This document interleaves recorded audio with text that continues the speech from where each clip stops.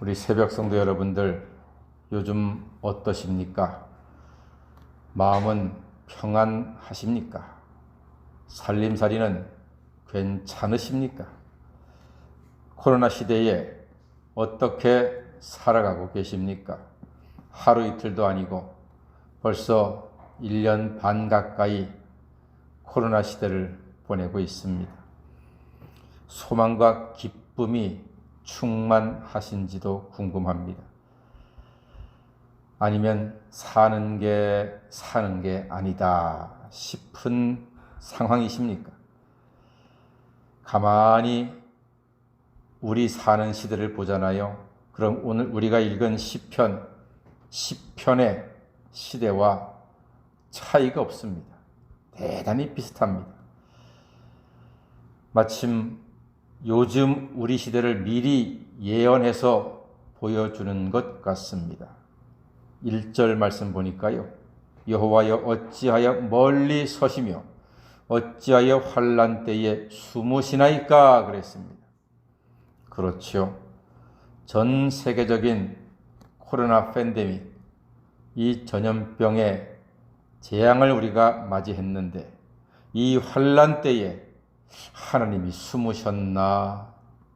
이렇게 당신의 소중한 인생들이, 하나님의 형상을 따라 지음받은 인생들이 하루에도 수천 수만이 코로나 때문에 목숨을 잃고 있는데, 어떤 전쟁보다도 무섭게 사람들이 고난받고 있는데 하나님은 지금 숨어 계시는가 하는 마음이 들 때도 있습니다.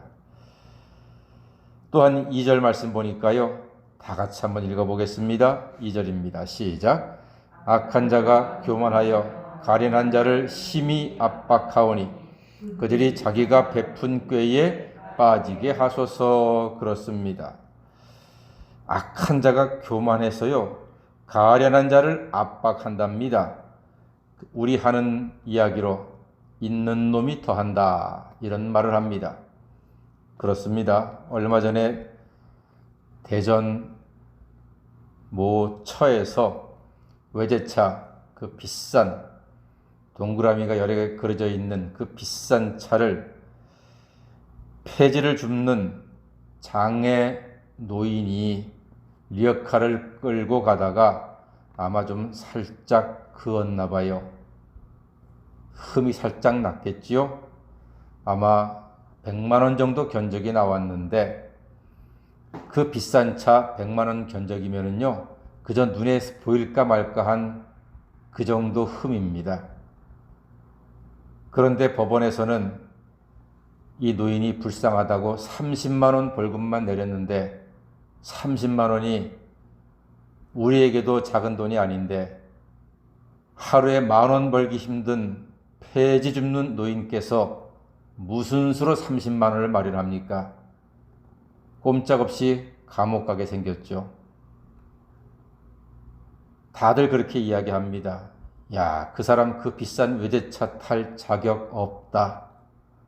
자기 눈으로 봐도 장애를 가진 폐지 줍는 노인이 실수로 살짝 그었는데 그 차를 주차장에다가만 주차했어도 괜찮을 텐데 왜 좁은 길가에 세워가지고서 그 일을 만들었느냐 하면서 사람들이 많이 뭐라고 했습니다.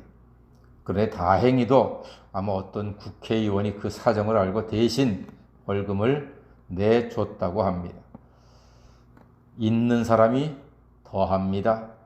오늘 그 말씀이 그거 아닙니까?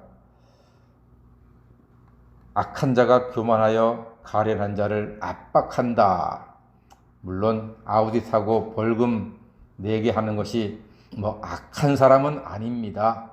단지 있는 자라고 표현을 한다면은 지금의 상황과 너무나 닮았다는 말입니다. 또 3절 말씀 보니까요. 악인은 그의 마음의 욕심을 자랑하며 탐욕을 부리는 자는 여호와를 배반하여 멸시한다고 했습니다. 이에 탐욕에 빠지면요. 하나님의 뜻이 안 보입니다. 사람도 안 보입니다. 이런 세상에서 우리가 갖는 느낌은 뭡니까? 사절을 느낄 수밖에 없습니다.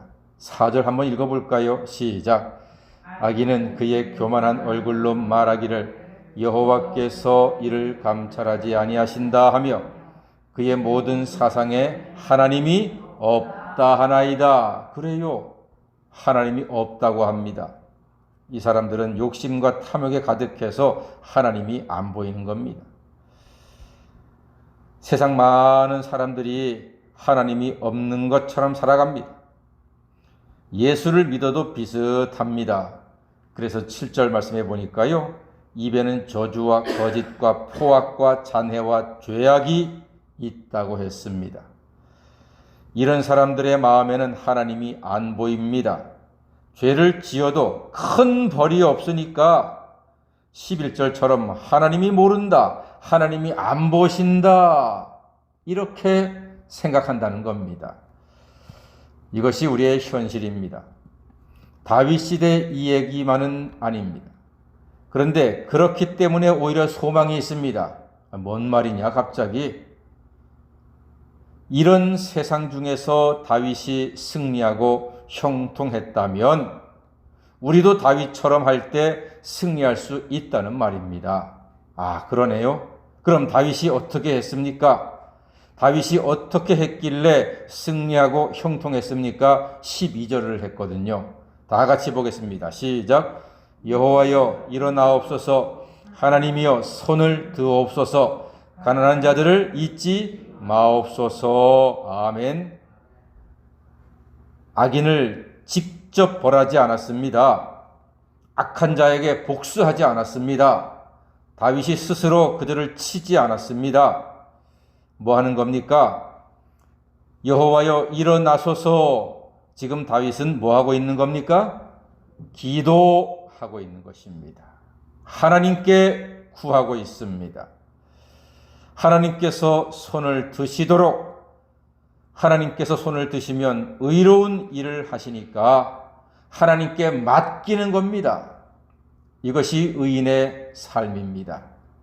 속상하고 억울하고 분하고 원통하고 속이 뒤집어지고 입맛 떨어지고 밥맛 떨어지고 잠도 안 오는 억울한 일을 만난다 할지라도 사랑하는 여러분, 다윗처럼 하나님께 맡기십시다. 그게 하나님의 뜻입니다. 분하고 원통해도 내 손에 피를 묻히는 것은 하나님의 뜻이 아닙니다. 내 입을 더럽히는 것은 하나님의 뜻이 아닙니다. 다윗처럼 형통하기 위해서 다윗처럼 하나님께 기도로 맡기는 새벽 성도가 되시기를 주의 이름으로 간절히 소망합니다. 이것은 우리의 열쇠입니다. 하나님 모든 지혜와 지식이 충만하시거든요.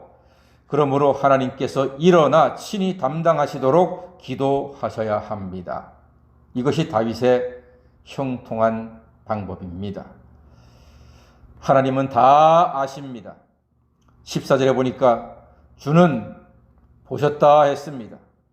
하나님이 다 보고 알고 계십니다. 그러므로 기도해야 합니다.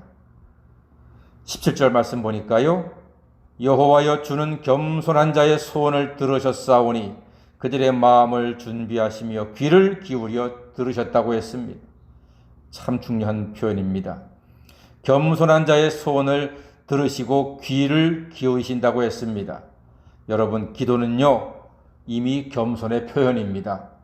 교만한 자는 기도하지 않습니다. 내가 합니다. 자기가 합니다. 그것은 교만입니다. 용기가 아닙니다. 하나님은 겸손히 구하는 자를 외면하지 않으십니다. 우리가 이 새벽에 다윗을 통해서 겸손히 하나님께 기도할 때에 하나님께서 겸손히 기도하는 우리의 기도를 들으시고 지켜주시며 응답하시는 역사를 다윗처럼 우리에게도 허락하시기를 주님의 이름으로 간절히 축원합니다. 아멘. 기도하겠습니다.